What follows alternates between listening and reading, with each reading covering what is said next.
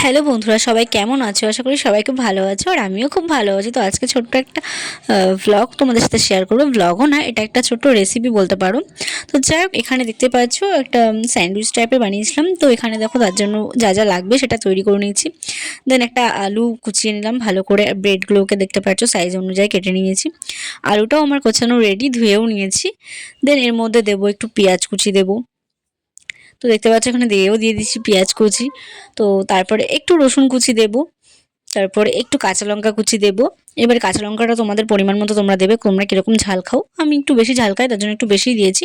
দেন এর মধ্যে দিয়ে দিলাম একটু বেসন। এবার এখানে একটু ক্রিস্পি ভাবটা আসার জন্য একটু চালের গুঁড়ো দেবো। তোমার চালের গুঁড়োর জায়গায় একটু কর্নফ্লাওয়ারও ইউজ করতে পারো। তো আমার কাছে কর্নফ্লাওয়ার ছিল না বলে আমি চালের গুঁড়োটা ইউজ করেছি।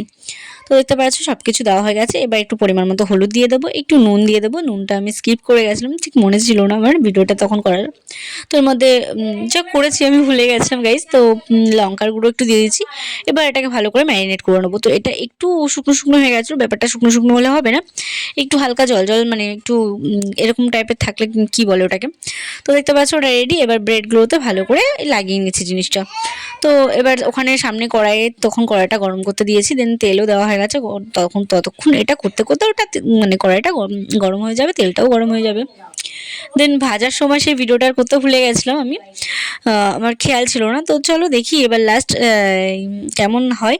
আর গাইস সত্যি দেখতে যতটা না ভালো হয়েছে, খেতে কিন্তু দারুণ টেস্ট হয়েছিল। তোমরা একবার ট্রাই করে দেখো, যদি ভালো না হয় তো বলো আমায়। তো টাটা গাইস, নেক্সট